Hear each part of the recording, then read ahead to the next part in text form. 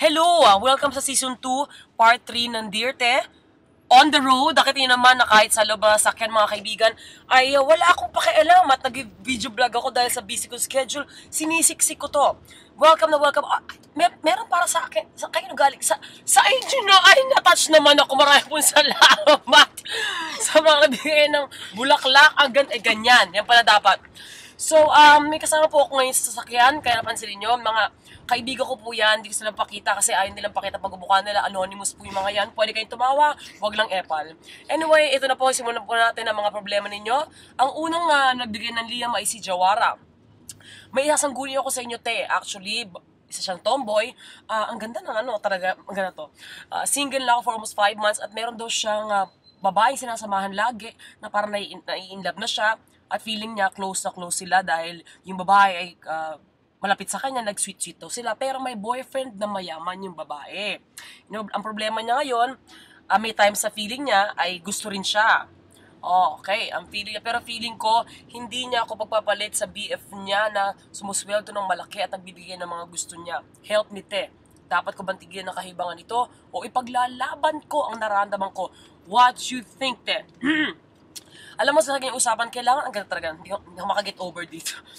Sa ganyang usapan, talagang kailangan ay nag-uusap. Oo. Mahirap maging assuming, te.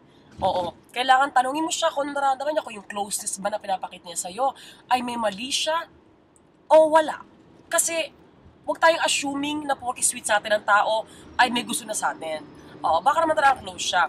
At saka, unang-una, paano ipaglalaban ng isang pag-ibig na hindi reciprocal, you know what I mean? Yung hindi ka naman minamahal. Ano yung paglalaban mo doon? Para kang tanga. O kumanta ka ng Fred regular, paglalaban ko, pwede pa. Diba? Pero hanggat wala kang preba na nagmamahal ka din niya, wala kang dapat ipaglaban dahil. At unang-una, distansya dapat may jowa kasi unless siya mismo magsabi sa'yo, na hindi na feel ang jowa niya at piniperahan lang niya. Okay? So move on. Mali, magkatuluyan din kayo at magkakaktigin ng kuko. Okay. Next question. Teka lang, may nakalagay na alaala na nasa wish. Okay, next question.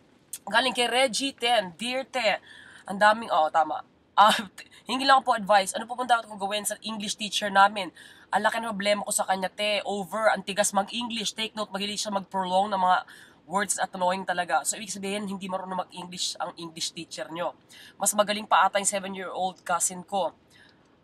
Baka pumahawa ko sa katigasan niya mag-English. Ayun. Reggie, hindi ko naman saan nag-aaral sa may school na yan, na mapuntahan at mga pektos sa niyang English teacher na yan.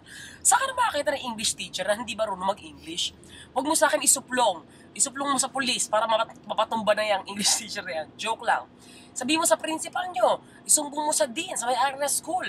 Diyos ko, nakakaloka yung eskwelahan nyo. Ano ba yan? Mababang paaral ng pinakamababa sa wala lang mas bababa pang paaral ng keme, gano'n?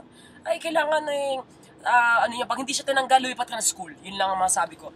Next question. Teka lang, nakakawit tayong mga naghahawak nito. So, batiin si Kate, si Ivy, si Joel, at si Noel na nandito ngayon sa aking, Next time, sana meron na ako mga sponsors. Diba sabi boy, baka maging hit itong Dear Ten, maglagay ako ng mga sponsors. Galing kay Queenie. Ayan. Ang problema niya ay high school siya pero ayaw niya na mag-aral. Ano daw? High school pero ayaw mag-aral. Out of place daw siya. Kasi wala daw siyang friends sa eskwelahan at pakiramdam, ayun, hindi siya pinapansin mga classmate mo. Queenie, hindi ka pinapansin mga classmates mo, malamang nasa iyo problema. Baka meron kang bad breath, try mag-toothbrush. O kaya baka meron kang baktol. Ang baho ng baktol, mas malala pa yun sa bio. Baktol ay problema sa kilikili, sa mga konyo kong friends out there. So, mag-reach out ka sa kanila. Ikaw gumawa ng extra effort para dito masabi, high school pa lang yan, marami magiging kaibigan. At bata ka pa, high school pa lang, mag-aral ka, importante pag-aaral. At out of place, mas okay na maging out of place kesa maging out of school youth. Okay, next question, galing kay Princess. Maraming Ziz. I'm in my early 30s, simpleng beauty, simpleng manamit, simpleng mag-ayos. Ang dami mo sinabi. So, ibig sabihin, simple ka, yun. Sabi mo, simpleng tao, tanga. Joke. May asawa siya na late 20s, mas bata sa'yo. Foreigner, uy, thank you so much. Another Filipina has been saved from the clutches of poverty. Thank you so much. Sa jowa mo na fam, handsome at maputi. Gusto ko lang tehingin advice kung paano bang matutong mag-ayos at na medyo social naman kasi nahihiya ako sa jowa ko. Pagkasama siya, nagmumukha siyang alalay. Ito naman, princess, mas maganda ang simple. Unless artista ka o showgirl, alam mo mga simple housewife ka lang, nakapan Lady Gaga outfit ka, di ba para kang gaga nun? Oo, di ba? Binapagaya ng pag-aayos. At baka naman yan din na nagustuhan ng asawa mo sa'yo. Hindi natin masabi, di ba? Tanungin mo ang asawa mo, baka yung trip niya, simpleng tao lang. At saka ang swerte mo dahil pinakasalan ka ng jowa mong afam, na ikaw, believe sa'yo, na kahit ikaw, wala kang believe sa sarili mo, te. Nagigets mo? Di ba? Pinakasalan ka na eh, ano pang inaarte mo. At hindi ko tapay ng payuan kung paano mag-ayos ng social o ano, kasi hindi ko alam kung paano ko talaga mag-ayos ng normal. So, hanggang yung padala ka sa akin uli, sa kbrosas.yahoo.com.condom.kingdom ko. Joke lang. Dito ulit padala ka sa akin ng picture. Para makita ko anong pwede ayun sa'yo, picture na 1 by 1 whole body. Okay, last question muna. Para sa ngayon, sa on the road, uy, tumigil tayo, may stoplight. Eto na lang, si Red is my name. Ano po ang ginagamit mo pampatagal ng plema? Or flaw sa boses mo? Nakakaloka ang tanong mo, ang gross, plema. Buti ngayon wala masyado. Wala naman, ako tinatanggal. Nagpaparas pa lang ako once a week sa lalamunan. Joke lang uli. Wala, tubig lang.